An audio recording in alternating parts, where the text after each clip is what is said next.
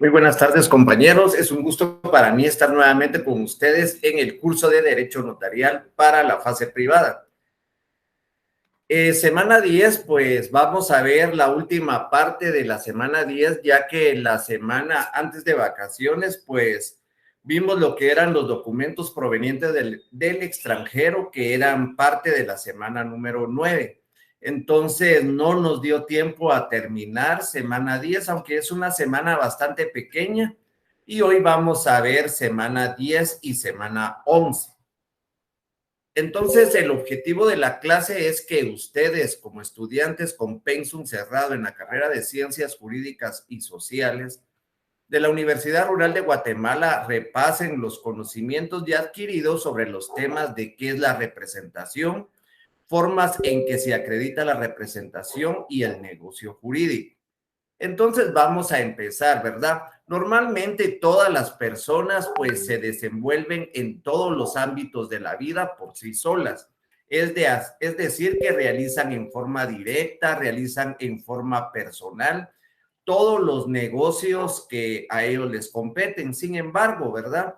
No es extraño que esta actuación personal a veces se vuelva imposible de realizar. Alguna persona pues no puede realizar algún acto, no puede realizar algún contrato por existir circunstancias difíciles de superar, por ejemplo, que no estén en el país, que estén por enfermedad o por cualquier otra situación, ellos no pueden ejercer los negocios jurídicos. Y es necesario para esto recurrir a personas o a una tercera persona para que lleve a cabo este acto, sustituyendo al interesado. Esto es lo que conocemos como representación. La representación se puede dar de una persona individual a otra persona individual. Sin embargo, pues todas las personas jurídicas, ellas sí están obligadas a actuar mediante un representante. Y es lo que conocemos como la representación. Cuando hablamos de representación, podemos decir que tenemos tres clases de representación. Tenemos una representación judicial, una representación legal y una representación voluntaria. Y esto quiero que a ustedes se les vaya quedando, ¿verdad? ¿Qué clase de representaciones existen? Existe judicial, existe legal y existe voluntaria.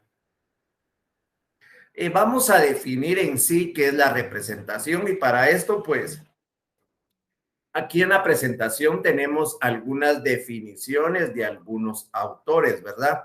La representación legal es la facultad otorgada por la ley a una persona para obrar en nombre de otra, recayendo en esta los efectos de tales actos. El ejercicio de esta representación puede ser obligatorio para el representante. Y aquí lo que yo les decía, ¿verdad? Vamos a tener tres clases de representación. En esta definición se está refiriendo más que todo a la representación legal. Es importante que nosotros vayamos conociendo cada una de esas representaciones. En primer lugar, la representación legal es la que la ley le otorga a ciertas personas para poder actuar en representación de determinadas personas. No sé si me entienden ahí, ¿verdad? La ley nos indica y nos dice, el señor tal y tal tiene la representación del menor. Es práctico, ¿verdad?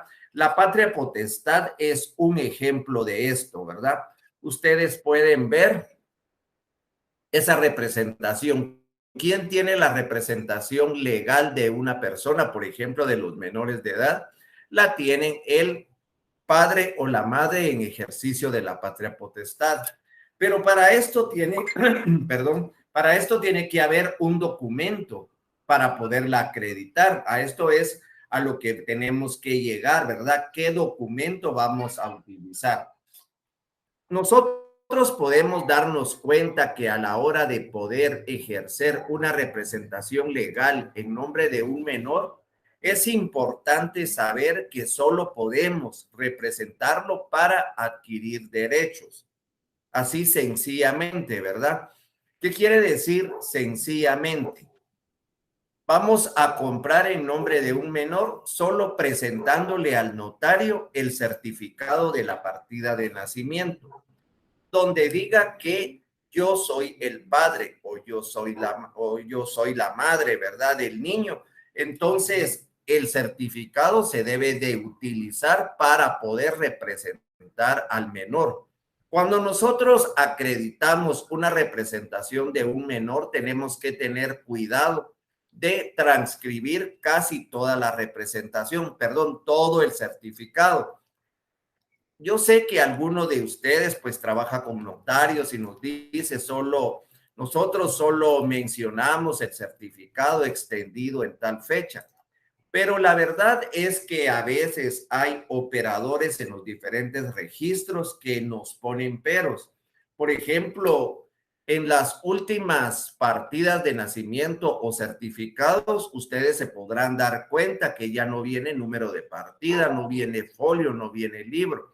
Únicamente dice verificador, solo dice del libro de nacimientos. Entonces sería importante también identificarlo con su código único de identificación. Yo transcribo a veces el verificador, la fecha en que fue extendida, y tenemos que tener cuidado, ¿verdad? Que un certificado pues tenga por lo menos 6 meses de vigencia, porque si no, no lo rechazan en los diferentes registros. Ahora bien, cuando hablamos de representación judicial, es la que otorga el juez. El juez puede decir que hay qué personas son las representantes de ciertas personas, valga la redundancia. Ahí podemos mencionar al tutor, ¿verdad? Que esta es una representación judicial. ¿Por qué? Porque tenemos que acreditar mediante la resolución judicial, ¿verdad? Donde fuimos nombrados tutores. Antes de que se me olvide, ¿verdad? Cuando estábamos hablando de la patria potestad y les decía que solo para derechos es que la tenemos que utilizar, porque si nosotros queremos vender, queremos grabar un bien inmueble de un menor, tenemos que llevar, se recuerdan ustedes muy bien, asuntos de jurisdicción voluntaria, por ejemplo, el gravamen y disposición de bienes de menores, de incapaces y de ausentes, se llama, ¿verdad?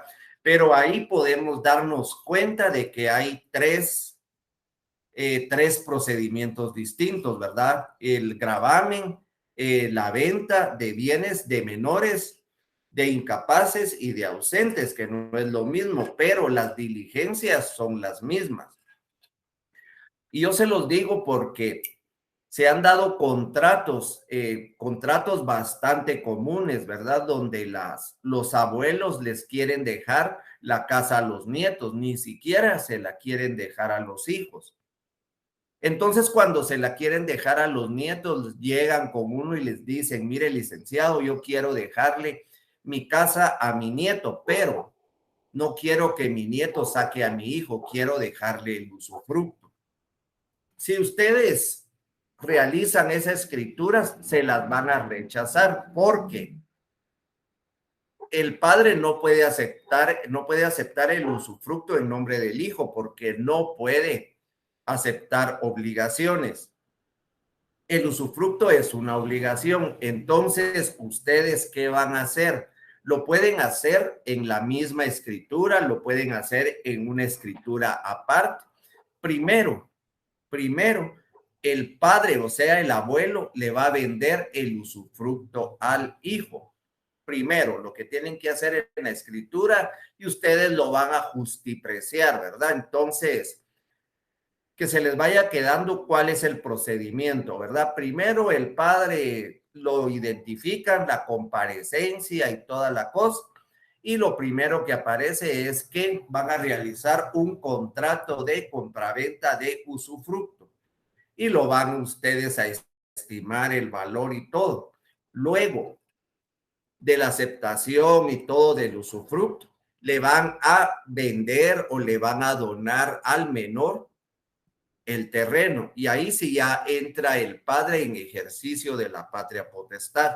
Entonces ahí el padre no está aceptando una obligación. La obligación ya se dio, pero fue él el que la aceptó en su nombre. No sé si me entienden ahí, si no, pues ya dentro de unos 5 o 6 minutos, pues miramos si ya hay preguntas o si todavía no hay, ¿verdad? Entonces, esa es la representación legal, ¿verdad? La que ejerce, la que la ley le indica al padre, usted va a ser el representante de su hijo. Ahora bien, la representación judicial, pues, nos la da el juez.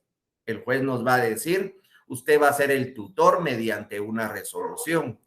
También tenemos otra persona, como por ejemplo el representante o el administrador de la mortual. Cuando nosotros llevamos un proceso sucesorio, a veces el causante, o sea, la persona que ya falleció, pues él tiene derechos y tiene obligaciones que cumplir, ¿verdad? Pero no las puede ejercer, por ejemplo, que haya dejado locales comerciales, por ejemplo, que haya dejado algunas obligaciones, también algunos pagos que efectuar.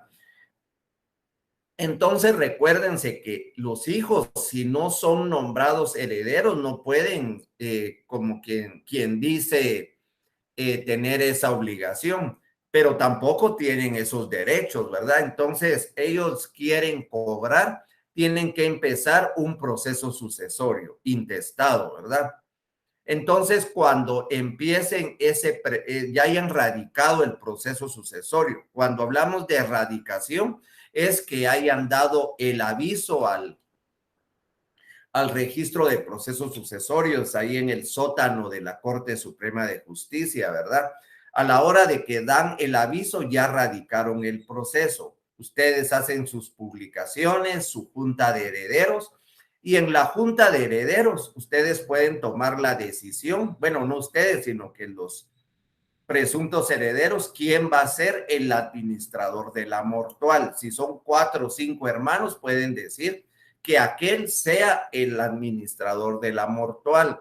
Ustedes toman nota ahí en el acta de junta de herederos y le dan audiencia o mandan el expediente completo al juez de primera instancia, tomando en cuenta el juez de primera instancia civil de la jurisdicción. Para eso nos tenemos que ir al artículo 21 de el Código Procesal Civil y Mercantil, ¿verdad?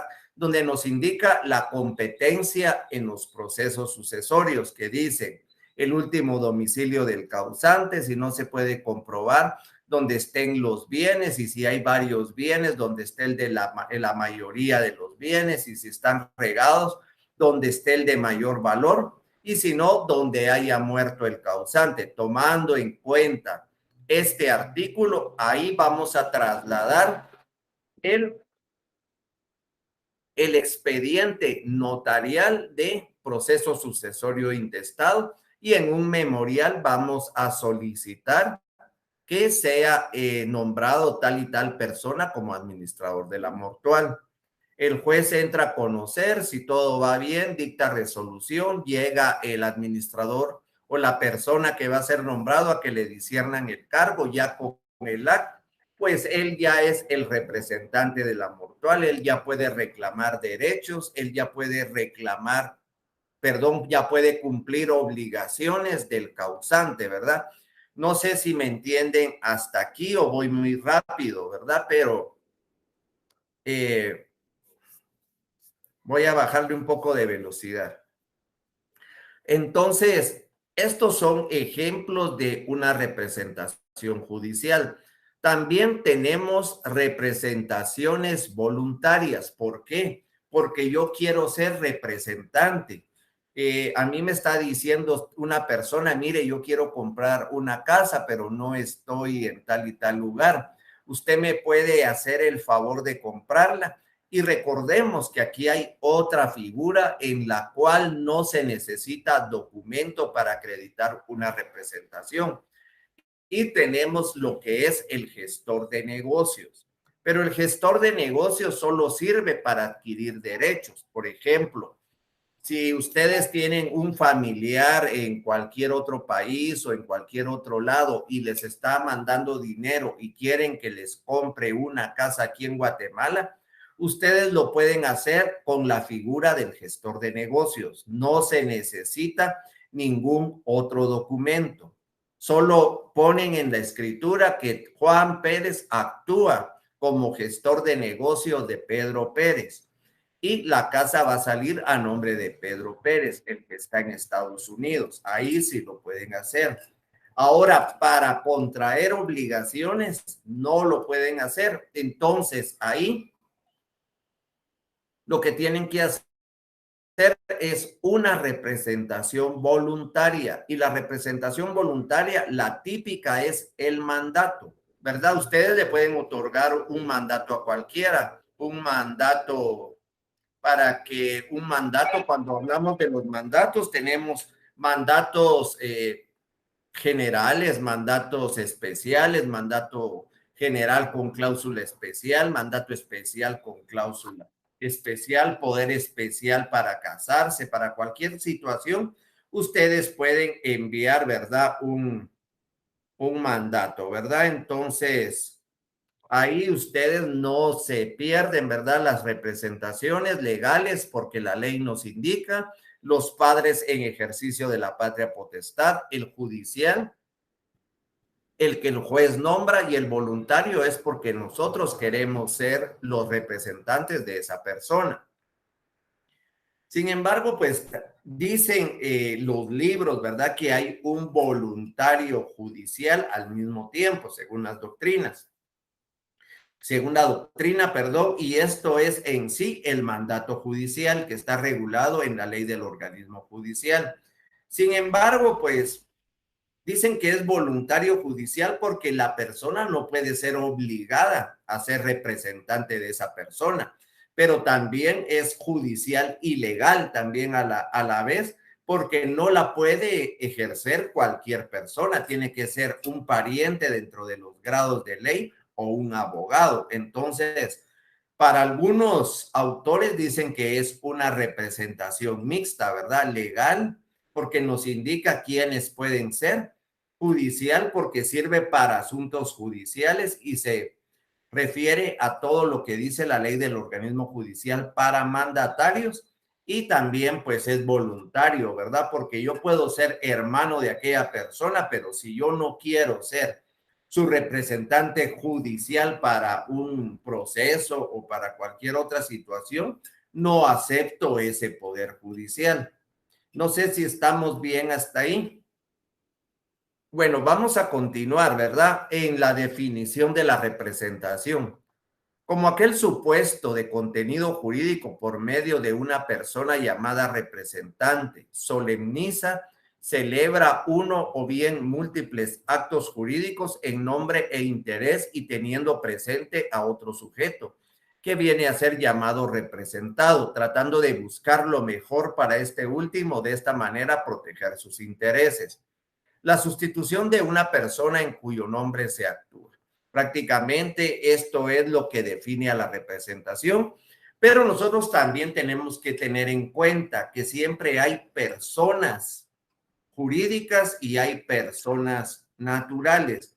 Algunos dicen naturales y morales, otros dicen persona natural y jurídica, que es la que yo más manejo, ¿verdad? O individual o persona jurídica, ¿verdad? Entonces, las personas jurídicas como las fundaciones, las asociaciones, las municipalidades, el Estado, las sociedades mercantiles siempre van a actuar con representación, ¿verdad? ¿Quiénes van a ser los representantes?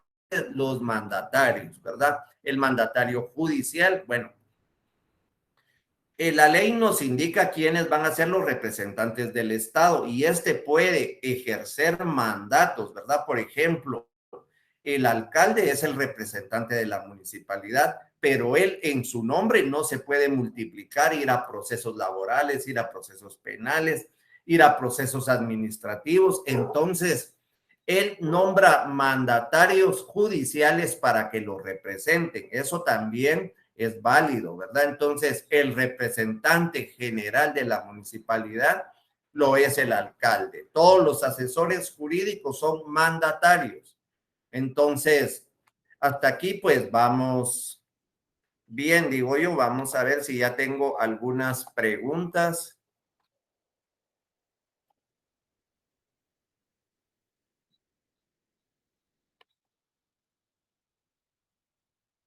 No, la verdad, sí tengo una diapositiva colocada. Me preguntan si no estoy presentando en pantalla. Yo realmente no me puedo dar cuenta de eso. Si alguien puede escribir, si hay, estamos en la definición de la representación. Es lo que tengo yo aquí. No sé si ustedes lo están, eso es lo que tienen en pantalla. Si alguien más pudiera escribir, pregunta. Buenas tardes, estuve buscando el fundamento de la patria potestad. Se aplica para ejercer únicamente derechos. Podría el fundamento, gracias. Ahorita vamos a ver eso.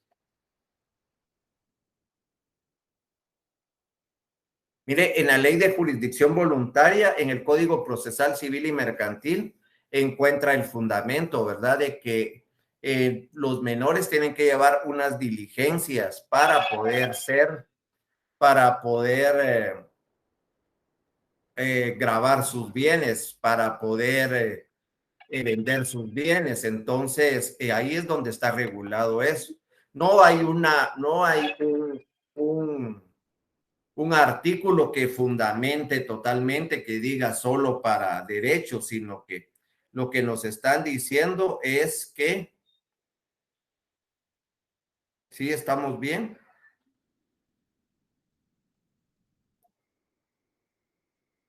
Mire, no es un artículo específico que diga el padre en ejercicio de la patria potestad solo puede ejercer derechos y no puede contraer obligaciones. Si usted se va al decreto 54-77, que es la ley de jurisdicción voluntaria, ahí nos indica el trámite de disposición de bienes, de gravámenes y de ausentes, y nos indica que para poder vender el bien de un menor tenemos que llevar ciertas diligencias que se llaman de utilidad y necesidad.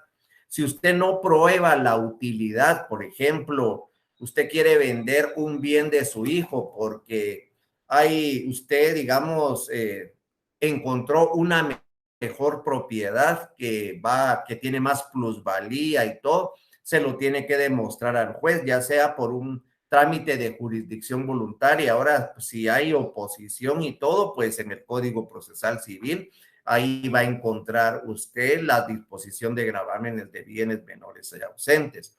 Si usted trata de vender un bien de un menor, inmediatamente se lo van a suspender en el registro de la propiedad, ¿verdad? No hay, eh, estamos viendo respuestas, sí se ven las diapositivas, tipos de representación.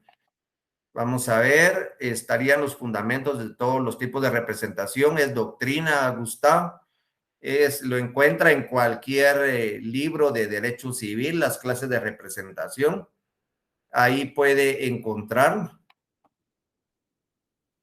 Y por lógica, ¿verdad? Las representaciones legales son las que, por ejemplo, el mandato, ¿verdad? La representación judicial, tenemos la tutela, eso sí está regulado en el Código Civil. El menor que no esté bajo la patria potestad, o sea, que no esté bajo sus padres, se lo pueden ejercer la tutela, ¿verdad? Y si hablamos de tutela, tenemos judicial, tenemos testamentaria, tenemos legal también, ¿verdad? Entonces, ¿quiénes van a ser los tutores? Si está proyectando, pregunta, ¿se vale representante legal en el matrimonio? Sí, ahí tenemos regulado en el mandato el poder para contraer matrimonio. Yo ya realicé un para así. Lo único que el mandato sí tiene que ser bastante específico y debe de cumplir las del no me recuerdo, 189 me recuerdo yo, vamos a ver.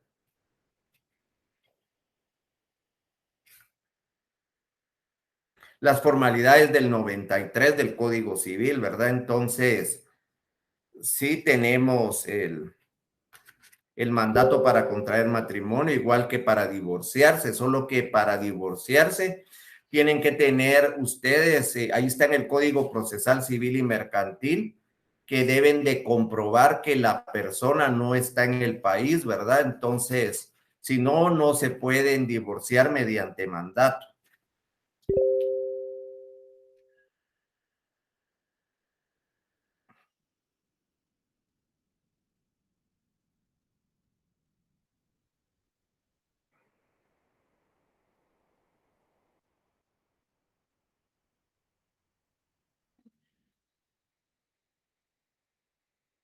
1692 del Código Civil se necesita poder especial para donar entre vivos, contraer matrimonio, otorgar capitulaciones matrimoniales, pactar las bases referentes a la separación o al divorcio. Y ahí es donde yo les digo, ¿verdad? Que hay que tener cuidado. Yo cuando realicé un matrimonio de un extranjero, ¿verdad? Se hizo todo el trámite de las publicaciones, se hizo el trámite de las capitulaciones matrimoniales, pero el extranjero ya se tenía que ir, dejó un mandato, ¿verdad? Entonces, yo le coloqué mandato especial para contraer matrimonio, me lo suspendieron en el registro y me dijeron que en el 1692 no era mandato especial, sino que ahí está regulado poder especial para contraer matrimonio. Entonces, fui a otra sede del archivo, ¿verdad? Y pregunté y le pregunté al registrador que si era poder y si me daba permiso para testar, algo que me dijo que no, va, porque era ilegal eso. Y cambiarle el nombre de mandato por poder, me dijo que no, pero el extranjero ya se había ido, ¿verdad? No podía yo repetir el mandato y que me lo firmara ahí cualquiera, no se podía hacer. Fui a otra sede del archivo y me dijo, no, no es poder, es mandato. Entonces el mío estaba bien. Y entonces lo ingresé en una sede departamental del registro de poderes y ahí sí pasó re bien, ¿verdad? Entonces son cosas que en la práctica a veces se van dando, ¿verdad? Por eso les digo, el criterio de los operadores a veces cuenta mucho, ¿verdad? Entonces,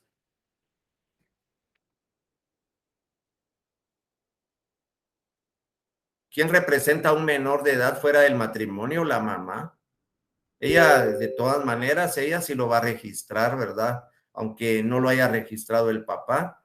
Y si no tiene quien lo represente, no está bajo la patria potestad, la tutela, ¿verdad? Que lo tiene que nombrar un juez. Y cuando ustedes estudiaron la tutela en Derecho Civil 1, pues como les decía, ahí van a ver que hay tutela legítima, testamentaria y legal, ¿verdad? Judicial también.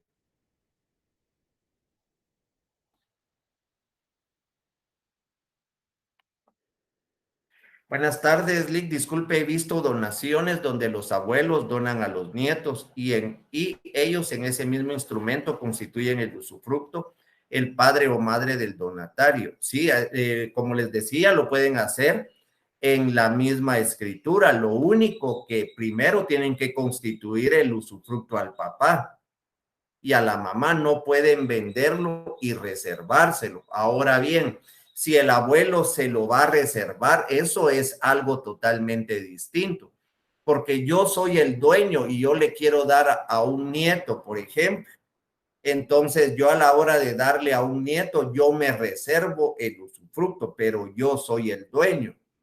Entonces ahí sí me lo permite la ley y eso va en la misma escritura. Ahora bien, si yo soy el abuelo y se lo quiero dar a mi nieto, pero le quiero dar el usufructo a mi hijo, si lo hago así, la ley no me lo permite. Primero tengo que constituir el usufructo, primero se lo tengo que dar a mi hijo y de ahí pues ya le hago la donación con ese gravamen. A la hora de colocar ustedes las advertencias que sobre este bien no pesan gravámenes, anotaciones ni limitaciones, van a colocar ustedes que no pesan gravámenes ni anotaciones, pero sí la limitación de usufructo, ¿verdad?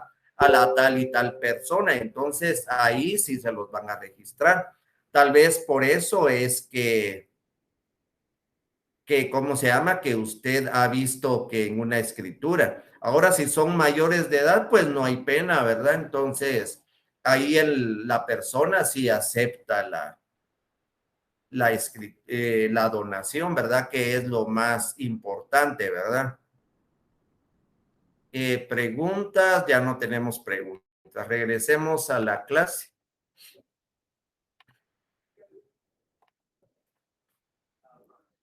En esta presentación, pues tenemos algunas instituciones, quién es el representante y la forma con la que van a acreditar su representación. Y es importante, ¿verdad? Porque ustedes, si van a hacer una escritura del Estado, aunque casi no, ¿verdad? Ahí está el escribano de gobierno, pero es importante que lo sepamos, ¿verdad? Porque también en derecho procesal civil sí pueden demandar ustedes, ¿verdad? Acuérdense que hay aquel juicio sumario de responsabilidad de funcionarios públicos, ¿verdad? De empleados y funcionarios públicos. Entonces ahí sí necesitaríamos, ¿verdad? Bueno, el que se va a defender, ¿verdad? Nosotros no, nosotros demandamos, ¿verdad? Entonces, el Estado, ¿verdad? El representante legal es el Procurador General de la Nación. ¿Y cómo lo va a acreditar? Con certificación del acuerdo gubernativo y el acta de toma de posesión. El municipio, pues el representante, el alcalde municipal, la certificación de la elección del Tribunal Supremo Electoral y el acta de toma de posesión. Esos dos documentos tiene que presentar para poder ustedes hacer una escritura. Y aquí, pues, esas de las municipalidades sí son comunes que los notarios hagamos por lo menos de vez en cuando una sesión de derechos, cualquier situación, ¿verdad?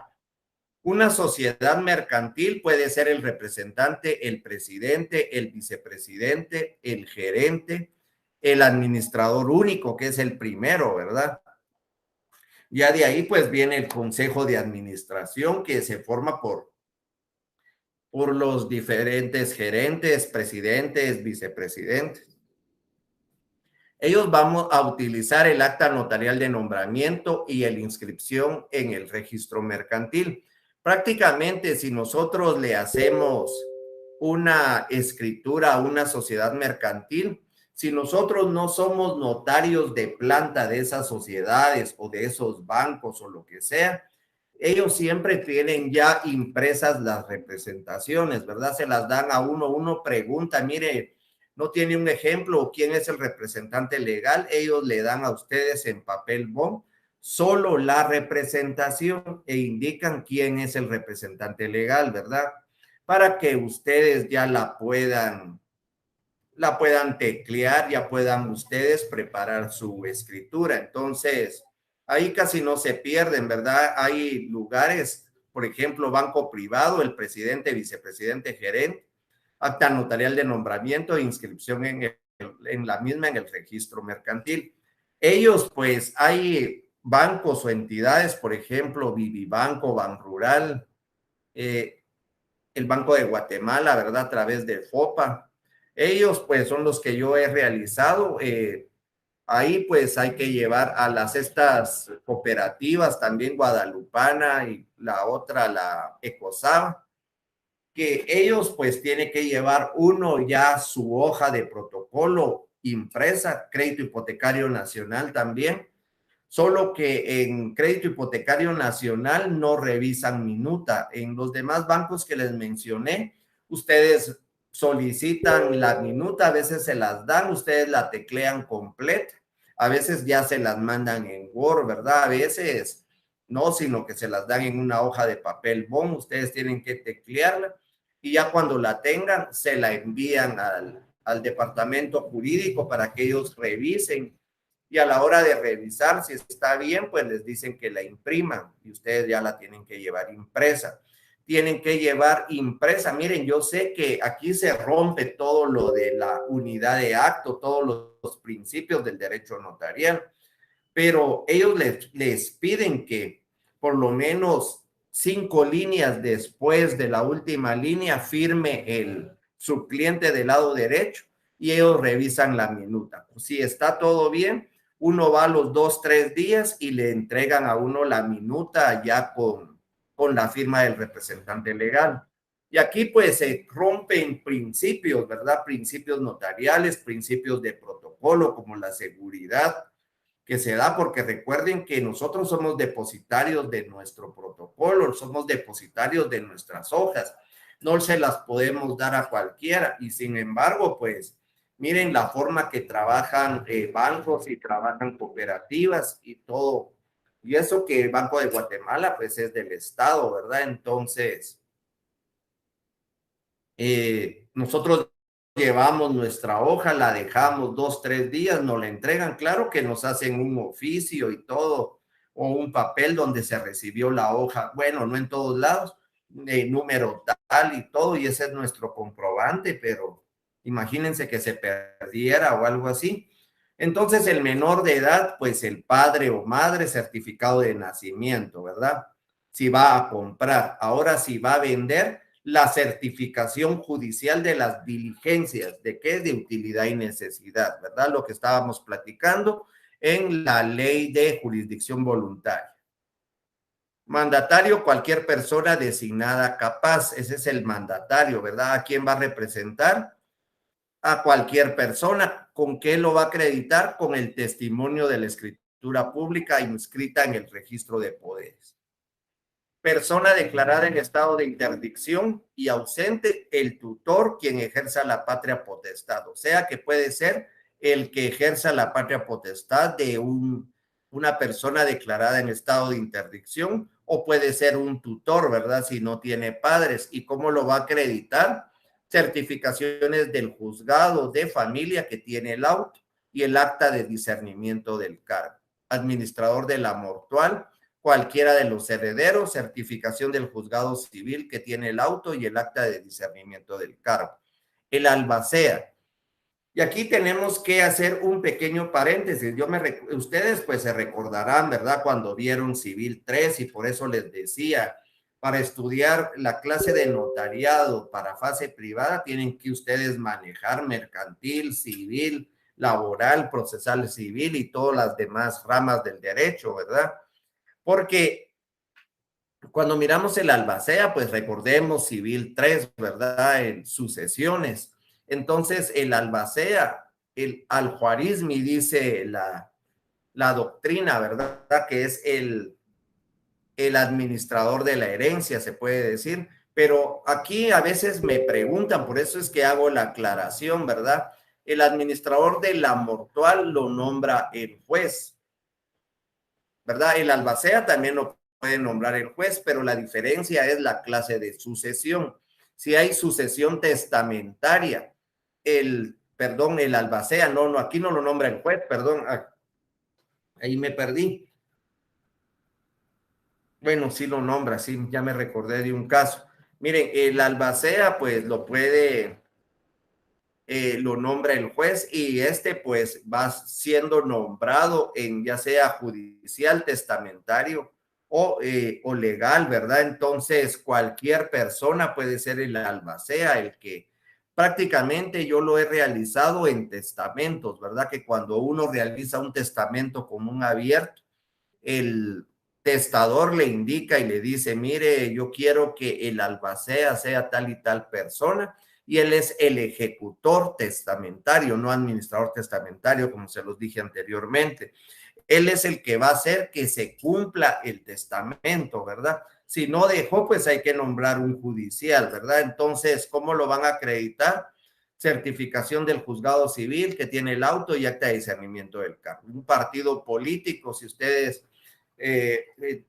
la UNE va a vender una casa, pues el representante va a ser el secretario general y van a utilizar certificación extendida por el registro de ciudadanos donde consta la inscripción del Comité Ejecutivo Nacional del partido.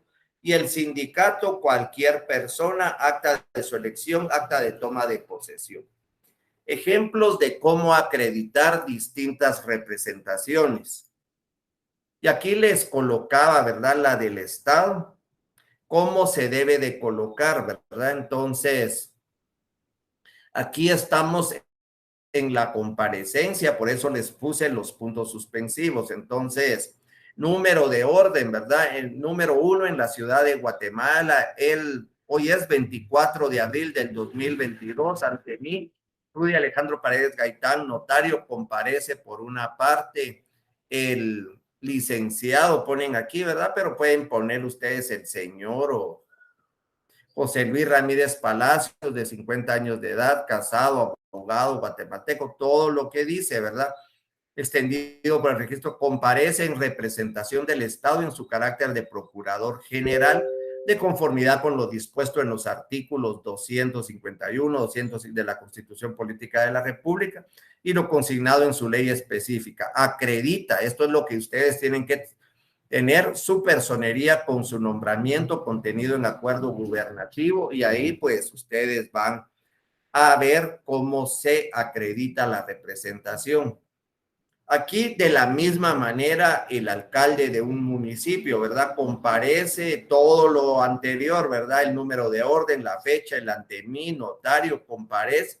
El licenciado José Luis Ramírez Palacios, de 50 años, al mismo tomé, ¿verdad? Solo para que ustedes se dieran cuenta, y actúa en su calidad de alcalde municipal y en representación de la Municipalidad de Guatemala, calidad que acredita con la certificación expedida por la Junta Electoral y todo lo que vimos nosotros en esta diapositiva, ¿verdad?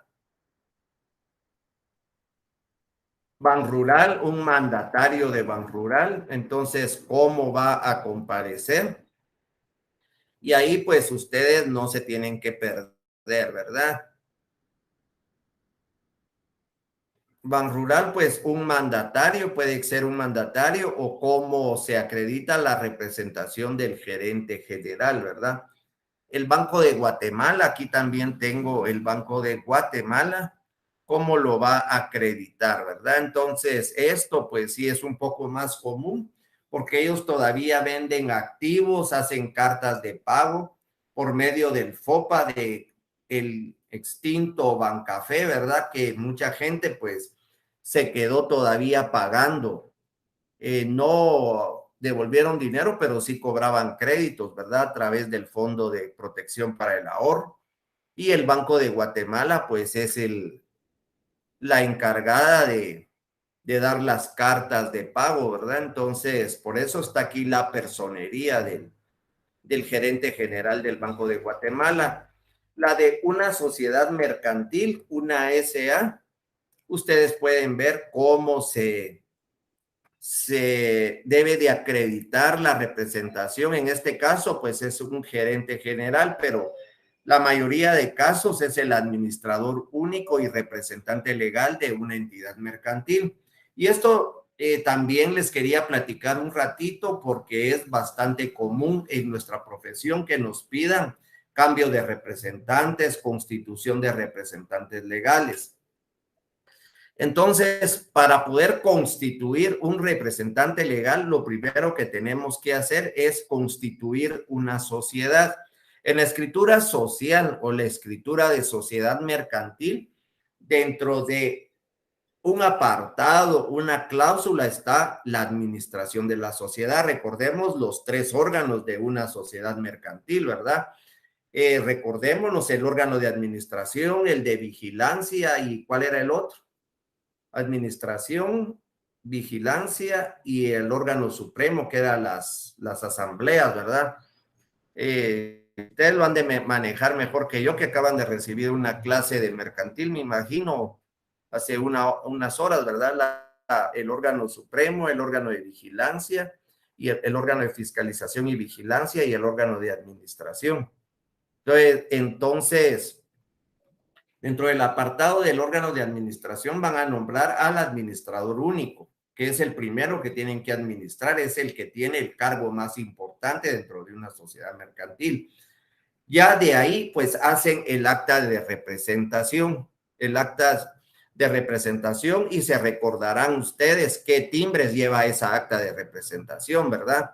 Si yo les pongo en un examen tal y tal persona fue nombrado gerente general, ¿qué timbres lleva esa acta? Ustedes tienen que saber qué timbres lleva un acta de representación. Y esa es una forma de constituir al representante legal por primera vez, o al administrador único y representante legal. El administrador único, dice el Código de Comercio, que debe de tardar en su puesto, pues 3 años. Cada 3 años tenemos que cambiar al administrador único. Ahora, después de nombrar al administrador único, podemos nombrar gerentes generales, representantes legales y todo ello, sí los podemos nombrar por tiempo indefinido. Pero el administrador único es por 3 años y tenemos que estar de acuerdo con la escritura social, ¿verdad? Lo que dice. Para poder cambiar al representante legal o para poder darle continuidad cada 3 años, tenemos que tener 2 documentos. El primero que tenemos que realizar es un acta de asamblea. Muchos utilizan asamblea extraordinaria, pero la asamblea extraordinaria la tienen que inscribir en el registro mercantil. Entonces, es aconsejable, ¿verdad? El artículo creo que es 134 o 135 del Código de Comercio. Nos indica las facultades de las asambleas ordinarias y ahí pues dice nombrar y cancelar al representante legal, algo así dice, ¿verdad? No me lo sé literalmente, pero algo así dice. Entonces, ustedes pues hacen su acta de asamblea ordinaria donde van a cancelar al anterior y van a nombrar a uno nuevo o le van a dar continuidad al que está, ¿verdad? Entonces, lo tienen que especificar. Si la sociedad que ustedes le trabajan tienen acta, el libro de actas, lo que tienen que sacar es el punto de acta, un punto de acta, o sea, ir al libro y ver en qué punto fue donde se tomó la decisión. Y ahí van a adjuntar el punto de acta y luego el acta de nombramiento. Siempre van a tener que cancelar en el registro mercantil la cancelación y el nuevo nombramiento. 150 quetzales por cada uno, 50 por la certificación, son 350. El timbre de 100 quetzales que le tienen que colocar, ya se los dije, ya vieron, los timbres notariales y todo lo que tienen que presentar, lo presentan en fotocopia y original, lo pueden ir a presentar al registro mercantil, aunque ahora, bueno, hace más o menos unos meses era a través de Mi Negocio, ahora no, ahora es a través de una plataforma, o no sé cómo se llama, que se llama registro, yo ahí lo he hecho, donde se pueden hacer cualquier otra situación como cambio de acciones y todo. Y si ustedes cuentan con firma electrónica, de una vez firman, hasta los recibos tienen que firmar, lo pueden hacer todo en línea. Si ustedes tienen firma electrónica, pueden constituir una sociedad desde Mi Negocio, solo escanean toda la escritura con firma electrónica, ya no tienen que ir para nada a hacer colas al registro mercantil, sino que prácticamente a su correo les va a llegar todo, ¿verdad? Si lo hacen es que se me fue el nombre de la página, pero lo acabo de utilizar la semana pasada para el registro, creo que es registro mercantil, algo así. Entonces ahí ustedes pues envían también con firma electrónica y si no, pues solo los envían sin firma electrónica, pero cuando se los requieran y les llegue la notificación, tienen que llevar los originales, ¿verdad? Para que les extiendan la certificación, ya sea de representante legal o de inscripción de una sociedad. Un menor de edad, pues se representa por medio de los padres, ¿verdad? En el ejercicio de la patria potestad. Aquí también, pues tenemos un mandatario de persona individual, pues tenemos que transcribir los datos de la escritura y dónde estuvo, con qué número se registró en el registro electrónico de poderes del Archivo General de Protocolos. Conclusión, en conclusión, todas las personas jurídicas deben de tener un representante legal. Las funciones de este, así como de sus facultades, dependerán del tipo de entidad de que se trate, sus reglamentos, estatutos, escritura social, en caso de las sociedades mercantiles y los que establezcan su nombramiento, ¿verdad? También tenemos sociedades, tenemos personas jurídicas, ¿verdad? Que se inscriben en el registro de personas jurídicas, el REPEJU que le llaman, ¿verdad? Ahí pues sale un poco más barato, solo les cobran 75 quetzales y lo mismo, ¿verdad? Tienen que llevar el acta de asamblea y el acta de nombramiento, siempre con su timbre de 100 quetzales. Ahí en la página del REPEJU pueden descargar las minutas y así como van, hasta con las comas, el tipo de letra y todo, no lo pueden cambiar. Antes de entrar a hablar del negocio jurídico, tenemos que saber qué es un hecho y qué es un acto jurídico. Entonces, en cuestión de representaciones, no sé si ya estamos, vamos a ver si hay preguntas. No, no tenemos preguntas.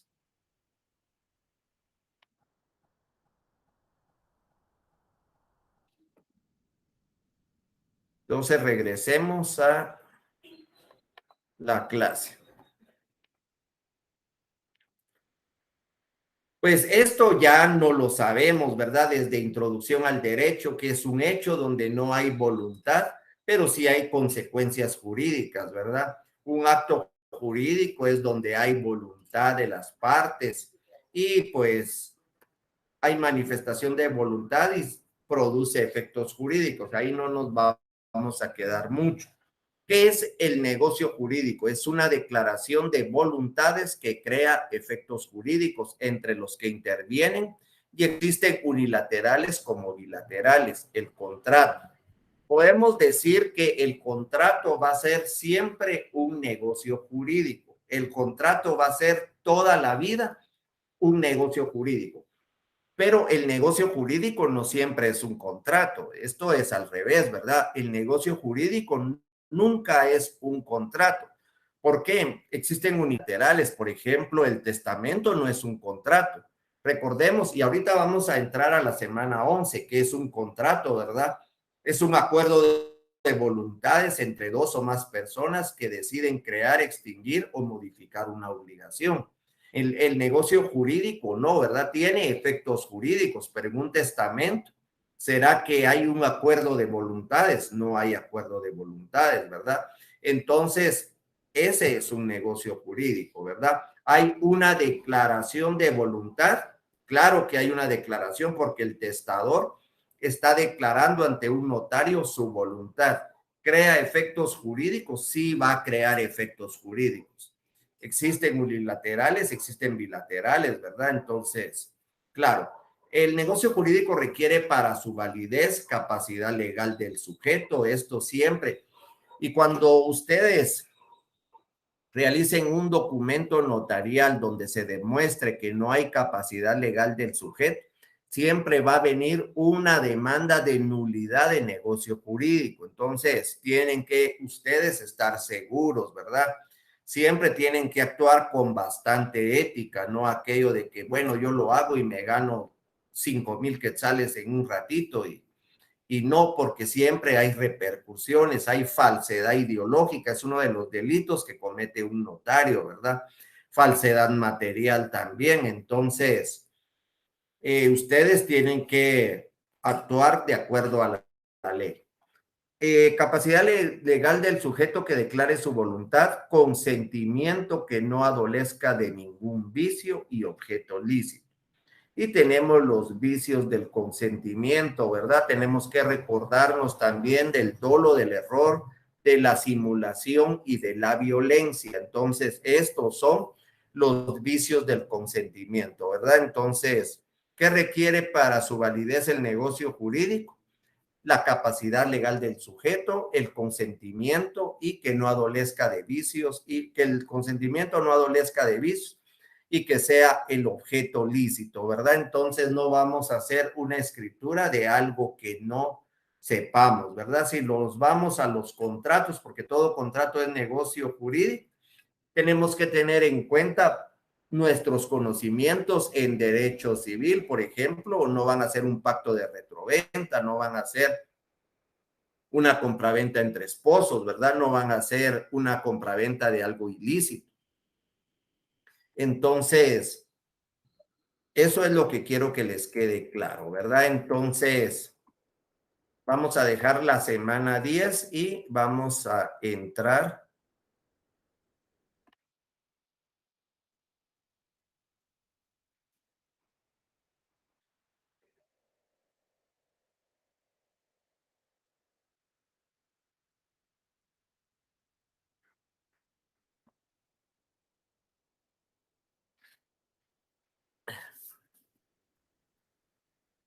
Semana 11, el contrato, ¿verdad? Entonces, esta clase, si no nos da tiempo, pues ustedes la estudian en su código, en cualquier libro pueden estudiar, que prácticamente esta va a ser más teórica que la anterior todavía, ¿verdad? Porque necesito que tengan esos conocimientos para cuando vayan a escriturar, ¿verdad?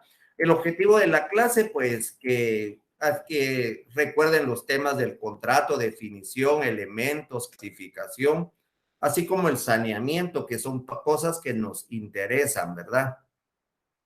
Entonces, lo que les decía anteriormente, antes de empezar, tenemos que recordar que todo contrato es negocio jurídico, pero no todo negocio jurídico es un contrato. El negocio jurídico es aquella declaración de voluntad que es creadora de efectos jurídicos. Dichos efectos pueden recaer en una o varias personas. Ya teniendo una idea de lo que es negocio jurídico, se puede intentar dar una definición de contrato. Muchos son los autores y cuerpos legales que entran a conceptualizar el contrato y ahí, pues, como les digo, hay suficientes libros donde ustedes pueden estudiar lo que es un contrato. En primer lugar, un contrato es un acuerdo de voluntades, ¿verdad? Cuando hablamos de un acuerdo de voluntades, estamos hablando de dos o más personas, ¿verdad? Entonces, cuando nosotros hablamos de contratos, eh, vamos a ver más adelante, unilaterales y bilaterales, se está refiriendo más que todo a la obligación, no se está refiriendo al número de personas, ¿verdad? Entonces, acuerdo de voluntades que crea, vamos a crear una obligación, ¿verdad? Por ejemplo, un mandato de lo que estamos hablando. Estamos creando una obligación al mandatario, creando un derecho al mandante o transmite derechos y obligaciones a las partes que lo suscriben. El contrato es un tipo de acto jurídico en el que intervienen dos o más personas y está destinado a crear derechos y a generar obligaciones. Se rige por el principio de autonomía de la voluntad y esto es importante, creo que está regulado. Vamos a ver si me acuerdo ustedes. 1254 creo que es. El pactum sunt servanda que le llaman, ¿verdad? Cuando alguien, y tienen que tenerlo claro y aprenderse todas esas cosas. A mí yo fui a una audiencia y era penal, ¿verdad? Y empezó a hablar que el pactum sunt servanda, me preguntaban, ¿verdad? Si no me hubiera recordado, pues ahí me quedo. ¿Y qué será eso? ¿Se come o qué es, verdad? Toda persona es legalmente capaz para hacer declaración de voluntad en un negocio jurídico, salvo aquellas que la ley declare específicamente incapaces. Cuando la ley no declare una forma específica para un negocio jurídico, los interesados pueden usar la que juzguen conveniente. Entonces, todo lo que no prohíbe la ley y las partes lo van a acordar en un contrato, va a ser ley entre las partes. Pero aquí tenemos que tener claro que hay situaciones donde según la pirámide de Kelsen hay leyes superiores a otras, ¿verdad? Entonces, tenemos que recordar, miren, muchos, y yo lo he visto en el contrato de arrendamiento, se da bastante, ¿verdad? Que dentro de las causales de arrendamiento dice que es motivo de desocupación o de rescisión del contrato las 2 mensualidades que no se hayan sido pagadas en forma vencida, ¿verdad? Cuando vienen con uno y quieren que uno les haga un contrato de arrendamiento, claro que muchos dicen, mire que por la autonomía de la voluntad y que no sé qué, ¿verdad? Entonces quieren que un mes les coloque uno. Claro que muchos notarios les colocan un mes. Ustedes pueden colocarle un mes, pero le hacen la salvedad. Mire, el caballero se le puede colocar un mes, pero la ley dice que son 2 meses. Si la persona no le paga un mes y presenta un proceso de desocupación, se lo van a declarar sin lugar porque la ley indica 2 meses vencidos. En los arrendamientos la mayoría dice 2 meses, dicen el pago anticipado. Entonces, si se logra demostrar que los pagos que se dejaron de cancelar fueron adelantados, tampoco cabría una causal de desocupación, ¿verdad? Porque la ley indica que son vencidos. Todo esto se los coloco de ejemplo porque tenemos jerarquía de leyes, ¿verdad? Y un contrato entre personas individuales, pues no tiene la misma jerarquía de una ley ordinaria, ¿verdad? Y así pues vamos subiendo hasta la Constitución Política de la República. El Código Civil guatemalteco establece en el artículo 1517 hay contrato cuando 2 o más personas convienen en crear, modificar, extinguir una obligación, tomando en cuenta que una obligación es el vínculo de derecho por el cual una persona es constreñida hacia otra a dar, hacer o no hacer alguna cosa. Entonces, aquí tenemos también en negrita que es una obligación, ¿verdad? Entonces, no nos tenemos que perder. Tenemos algunas diferencias entre contratos civiles y contratos mercantiles. Entonces, si tienen ahí su código de comercio a la mano.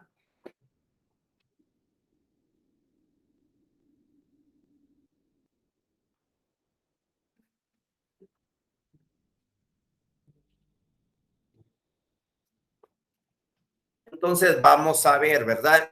Mancomunidad. En el contrato civil hay mancomunidad solidaria, si solo se pacta expresamente.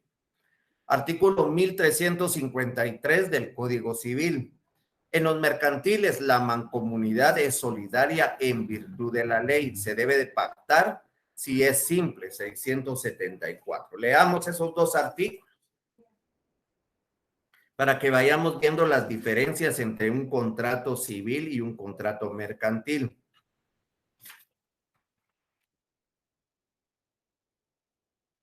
La solidaridad no se presume, debe de ser expresa. Eso es un contrato civil. Cuando hablamos de solidaridad, ¿verdad? Recordemos que en los mutuos, ¿verdad? No es sí, en los préstamos con garantía fiduciaria, pues es el que conocemos con fiador, ¿verdad?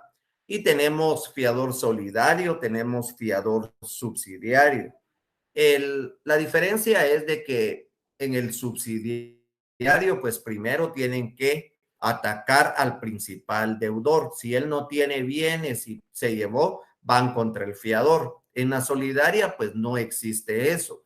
En la solidaria pueden ir tanto contra el fiador como tanto contra el deudor principal. Ahora bien, en los contratos civiles debe decir fiador solidario expresamente, porque si no lo dice, no se puede presumir esa mancomunidad. En el artículo 674 del Código de Comercio, en lo mercantil, pues es más informal, es más práctico y es un poco más complejo, ¿verdad? Dice, en las obligaciones mercantiles los codeudores serán solidarios, salvo pacto expreso en contrario. Si ellos no ponen que no es solidario, se va a presumir la solidaridad. Todo fiador de obligación mercantil, aunque no sea comerciante, será solidario con el deudor principal y los otros fiadores, salvo que lo estipule en el contrato. Y relacionan ustedes esos 2 artículos. No sé si ya los tienen relacionados, 1353 del Código Civil y 674 del Código de Comercio. Exigibilidad de las obligaciones sin plazo. Cuando se omite fijar plazo o se deja voluntad del deudor, el acreedor deberá acudir al juez para que lo determine. Entonces, aquí siempre va a haber un plazo. Las obligaciones sin plazo son exigibles inmediatamente, no hay término de cortesía o gracia en las obligaciones mercantiles. ¿A qué se refiere esto? Si ustedes se meten a un préstamo con una entidad mercantil es cualquiera, y ahora pues hay más mercantiles en nuestro medio, ¿verdad? Que venda electrodomésticos. Entonces, o un préstamo, ¿verdad? Con una entidad mercantil, alguien que se dedique tal vez a vender motos, ¿verdad? Sería una entidad mercantil que vende motos. Entonces, si ustedes se pasó el plazo, pues pueden exigir inmediatamente y es lo que sucede, ¿verdad? En la actualidad.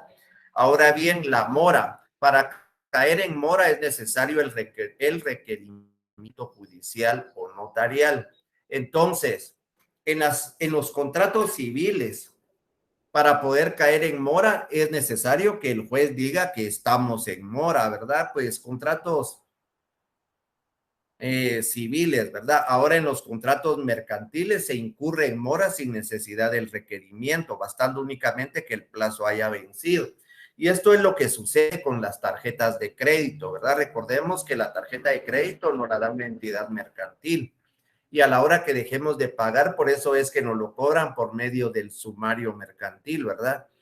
Entonces, es lo que sucede, ¿verdad? Que ustedes su fecha de pago es el día 2 de, digamos que fuera hoy 24 de abril y no lograron pagar el día de hoy, ya mañana pues hay una capitalización de intereses, el anatocismo jurídico que conocemos, ¿verdad? Que es la capitalización de intereses propias del derecho mercantil. O sea que esa mora pues pasa a ser parte del capital y así es como van creciendo, ¿verdad? Que ustedes, bueno, las personas a veces dice, pues mi tarjeta era de 1,500, la topé y nunca pagué y al término de tantos años pues le requieren que ya deben casi 40,000 quetzales. Es porque la mora la van capitalizando, ¿verdad? Y los intereses también hay capitalización de intereses, por eso se llama anatocismo jurídico, ¿verdad? Daños y perjuicios por mora. La mora del deudor genera daños y perjuicios que deben ser pagados al acreedor, pero ellos deben de ser consecuencia directa de la contravención. Existe mandato para el deudor moroso de pagar daños y perjuicios, salvo pacto en contrario, cuando la obligación tuviese por objeto una cosa cierta, determinada o determinable. Van relacionando ustedes los artículos, ahí están en pantalla para que los vayan relacionando, ¿verdad? Y los estudien en su casa. Anatocismo. El Código Civil prohíbe la capitalización de intereses, permitiéndola únicamente en el negocio bancario. Leamos ese artículo porque ese sí me parece interesante en el Código Civil.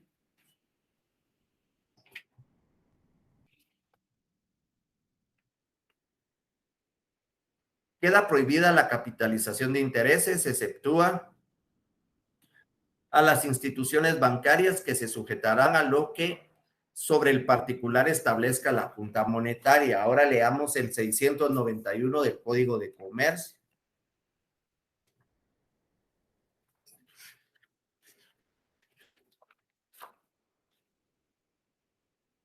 Anatocismo, colóquenle ahí, ¿verdad? Capitulación de interés, capitalización de intereses. En las obligaciones mercantiles se podrá pactar la capitulación de intereses siempre que la tasa de interés no sobrepase la tasa promedio ponderado que apliquen los bancos en sus operaciones activas en el periodo de que éste se trate. Vencimiento de las obligaciones de tracto sucesivo. No hay norma específica. Sin embargo, en la compraventa de bienes inmuebles por abonos, se resuelve por falta de pago de 4 o más mensualidades consecutivas. El arrendamiento se da por terminado si dejan de pagar 2 meses de renta vencidos. La falta de pago da por vencido el plazo de la obligación y la hace exigible, ¿verdad? Por eso dice en los préstamos mercantiles, si ustedes tienen que leer eso, que si no pagan un mes, pues inmediatamente pueden dar por vencido el plazo y tienen derecho a reclamar la totalidad del préstamo, ¿verdad? La representación. Para representar a alguien en un negocio civil debe contenerse con un mandato que llene los requisitos y todas las representaciones que vimos anteriormente. En las mercantiles, pues existe la figura del representado aparente por medio del cual una persona se manifiesta como representante de otra sin presentar mandato. Es más práctico, recordemos de la practicidad del derecho mercantil, ¿verdad? Forma de las obligaciones. Puede contratarse y obligarse por escritura pública, documento privado, acta ante alcalde o verbalmente. Es el contrato 1574. Los contratos de comercio no están sujetos a ninguna formalidad, salvo excepciones, ¿verdad? Entonces, lo pueden hacer en cualquier papel, en lo que se les ocurra, ¿verdad? Hasta por teléfono, ¿verdad? Entonces lo pueden ver y ahorita pues que está de moda esos contratos de ventas en línea, ¿verdad? Contratante definitivo, cuando se contrata se debe saber de antemano con quién se contrata en el civil, ¿verdad? Juan Pérez con Pedro Pérez. Cuando una persona contrata, pero una de ellas lo hace como representado aparente, puede reservarse la facultad de designar dentro del plazo de 3 días quién será el contratante definitivo. Hasta ahí, pues, vamos a ver, ¿verdad? Entonces, elementos del contrato. El Código Civil de Guatemala reconoce los elementos esenciales de los contratos. En el artículo 1251, que son los del negocio jurídico, y 1518, en los cuales regulan para la validez de un contrato o negocio jurídico, se necesita de capacidad legal de las partes, consentimiento y objeto lícito. Ya habíamos platicado de eso. Sin embargo, la doctrina conoce algunos otros elementos de los contratos y todos los contratos van a tener estos 3 elementos, todos los contratos. Va a tener elemento personal, por ejemplo, arrendamiento, arrendante, arrendatario, en el mutuo, mutuante, mutuario, en la compraventa, vendedor, comprador, ese es el elemento personal. El elemento real va a ser la cosa siempre, ¿verdad? Si es una compraventa, el bien, si es un mutuo, es el dinero, si es, ¿qué más le dijera? Una donación, pues el bien que se va a donar, ¿verdad? Entonces, ese es el elemento real. El elemento formal es la forma de realizar el contrato, la escritura pública, el documento privado en sí. Ese es el elemento formal. Aquí tenemos los elementos del contrato, son las personas individuales o jurídicas legalmente identificadas que poseen la capacidad legal para prestar su consentimiento. Elementos reales es el objeto y el hacer o no hacer de la obligación. Y elementos formales, que es en sí el elemento esencial, ¿verdad? Entonces,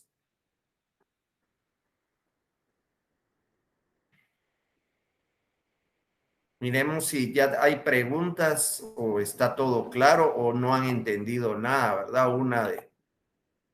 Hoy sí, ¿verdad?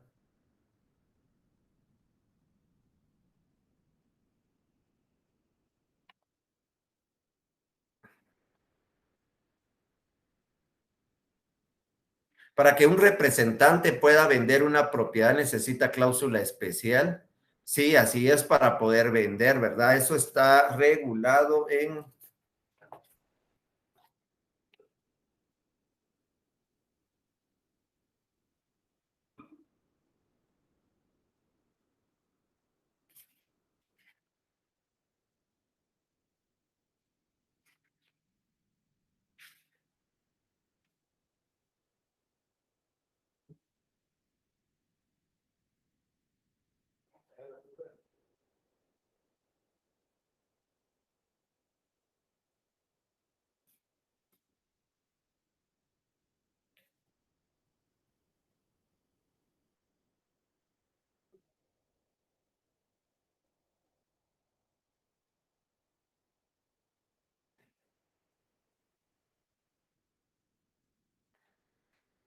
Tenemos cláusula, mandato general o especial. En general comprende todos los negocios del poder dante y el especial se contrae a uno o más asuntos determinados.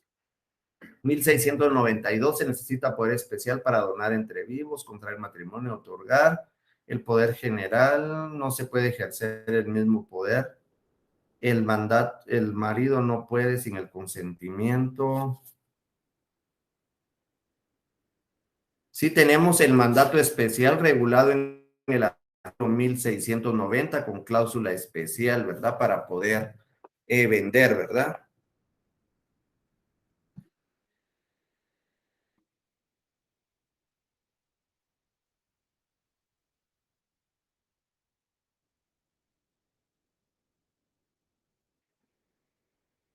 Lick, una pregunta, ¿la patria potestad se da automáticamente a la madre en caso de la separación? Tiene que emitir una... No, la patria potestad la tienen ambos padres, aunque estén separados, tienen el ejercicio de la patria potestad. Lo que puede haber es una pérdida de la patria potestad, pero eso recordemos que hay causales para poder perder la patria potestad. Por eso es que cuando un menor va a salir del país y los padres son separados o divorciados, tiene que existir una carta poder del otro padre, ¿verdad? Entonces, los dos siguen ejerciendo la patria potestad hasta que alguno la pierda por alguna causal.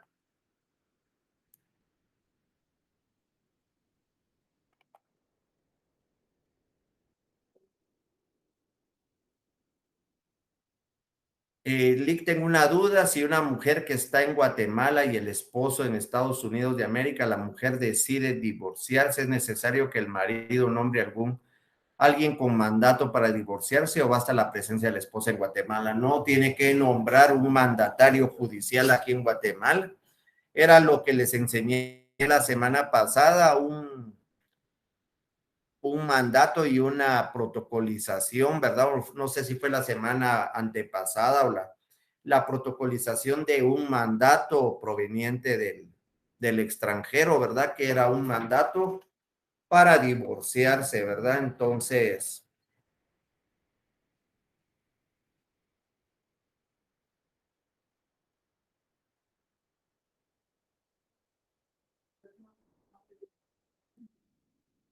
mire, está Omar Pinto, dice, estimado Lick, una consulta respecto al artículo que se relaciona al pliego de tarifas. Mi duda es que si la ley define cuánto debe de cobrar el notario, ¿qué pasa si se cobra de más que las tarifas indicadas en este artículo? El requiriente puede hacer una demanda por esto. Miren, es el arancel de notarios a lo que se refiere. Miren, realmente... Eh, nunca he visto una, le soy sincero, porque ahora con tanto notario que se está graduando, al revés es lo que está pasando, ¿verdad? Que ahora pues por la competencia desleal cobra menos del arancel y eso pues no se puede regular, no, bueno, no se puede controlar, se podría decir, que un notario cobre más de lo del arancel, pues yo tengo tiempo de no verlo, ni nunca lo he visto, ¿verdad? Porque deberíamos cobrar un porcentaje del valor del bien, un precio base más el porcentaje del valor del bien. Y hay escrituras que saldrían, si nos vamos al arancel, tal vez 10,000, 12,000 quetzales y los notarios, pues ahora es con tal de hacer algo, se podría decir, pues están cobrando 2,000, 2,500. Hay lugares, ¿verdad? Que me he enterado que por escrituras de derechos posesorios que están cobrando hasta 200, 250 quetzales por una escritura, ¿verdad? La verdad que esto ya se está poniendo algo feo, ¿verdad? Pero lamentablemente no se puede controlar eso.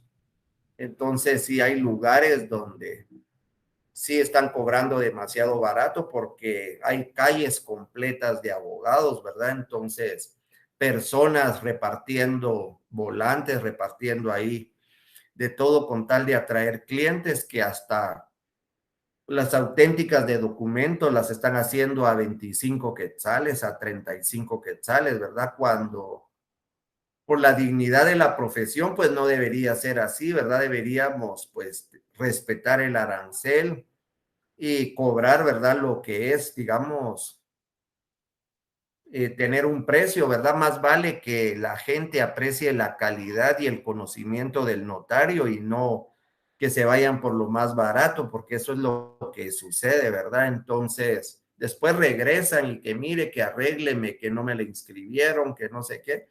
Tienen que pagar el doble, ¿verdad? O más del doble, porque uno no le cobra lo que les están cobrando. Pero la base es estudiar bastante, ¿verdad? Para que digan aquel es bueno y ya ustedes pues se hacen su nivel, ¿verdad? Como notarios, como abogados, de acuerdo a sus conocimientos, ¿verdad? Le saluda Yaudi Rivas, me es grato saludarle. Mi pregunta sale del tema de hoy, por si me podría apoyar con su sabiduría fuera de la clase con respecto a una situación que nos está pasando con un terreno, cómo se procede cuando hay discrepancia entre las medidas del registro de la propiedad y del RIC. Bueno, tal vez le sirve a todos, ¿verdad? No voy a decir el nombre. ¿Cuándo procede cuando hay una discrepancia entre medidas inscritas en el registro de la propiedad y el registro catastral del RIC? Mire, me acaba de pasar una de esas. Yo fui al estudio de fincas del registro de la propiedad para que me hicieran la corrección de medidas. Al final, pues sí había un pequeño error ahí en las medidas y si no, pues va a tener que actualizar su nomenclatura en el RIC, ¿verdad? ¿Cuál sería para averiguar si una escritura está inscrita en el registro? Le hablo más de 25 años, ya que fue una donación de empresa portuaria acá en Izabal. Mire, ahí es difícil, solo tendría que ir al DICABI, al Ministerio de Finanzas y preguntar por la persona, porque si usted no tiene el número de finca, folio y libro, el registro solo se basa en eso, ¿verdad? Ellos no se basan en el nombre de las personas, ni en las direcciones, ni nada. Ellos se basan prácticamente en el número de finca, folio y libro. Donde podría averiguar si es que dieron aviso es en DICABI, ¿verdad? Si aparece, qué propiedades aparecen a nombre de esa persona y si ahí hubo aviso por el impuesto que se pagaba anteriormente de alcabala. Antes del YUSI, pues era el impuesto de alcabala, ¿verdad? Y del IVA cuando se hacía. Entonces puede que ahí sí le den información, porque si no, es difícil, tal vez en la municipalidad, en catastro, ¿verdad? Tengan algún archivo o algo, ¿verdad?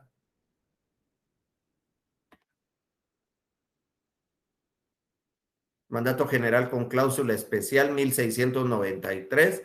Sí, esa era la respuesta para vender, ¿verdad? No encontraba el artículo. Si tengo una casa que doy en alquiler con más de 3 meses, le he pedido que la desocupe porque se atrasa mucho en pagar, no tengo contrato. ¿Cuál sería la mejor forma de proceder, si por la vía civil o por la vía penal? Mire, ahí no hay delito porque si usted le dio la casa, usted mismo lo dejó entrar, no existe delito de usurpación. Lo que le convendría es hacer un contrato para que cuando usted plantee su juicio de desocupación y si él no se opone, pues el juez dicte el término para desocupar y si no, pues el lanzamiento, ¿verdad? Ahora, si se opone, sería un sumario de desocupación, ya como un sumario normal, ¿verdad? Entonces, pero si usted lo dejó entrar y él no entró por la fuerza, no hay usurpación ahí, ¿verdad?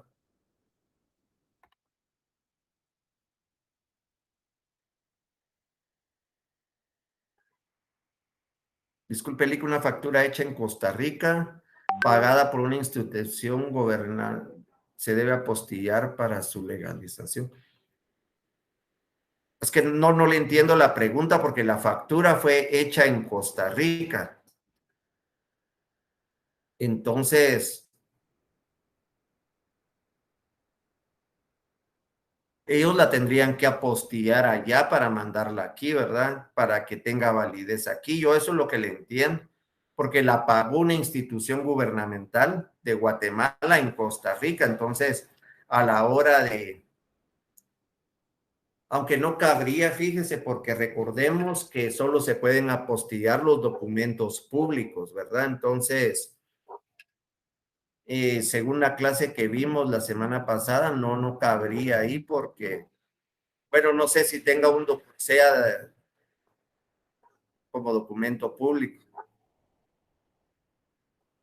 Perdone, ¿cómo se demuestra que la persona emigró a Estados Unidos? Con el mandato, ¿verdad? Por la fe pública que tiene el notario. Recuérdense que el mandato que envían dice en Miami, Florida, el tanto y tanto, y firma, ¿verdad? Entonces, es la fe pública que tiene el notario, ¿verdad? Si es notario guatemalteco, pues sería lo mejor.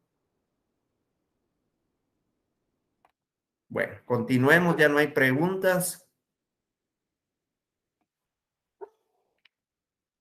Entonces, los elementos del contrato, la clasificación de contratos, tenemos unilaterales, bilaterales, consensuales, real, principal, ya casi terminamos ustedes. Entonces, les voy a mandar un material, ¿verdad? Para que lo estudien, porque esto es más teoría. Lo único que me interesa es de que se aprendan los que no son muy raros, los que no son muy comunes, ¿verdad? Tenemos el intuito personae, ese contrato, pues, contrato para su celebración se necesita tener confianza plena y completa entre las partes contratantes, por ejemplo, servicios profesionales. Yo voy a contratar a un ingeniero, al ingeniero tal y tal, porque lo conozco, tengo confianza en él, entonces ese es un contrato intuito personae. Tenemos el de tracto sucesivo y el de ejecución inmediata. El de ejecución inmediata se perfecciona en el momento.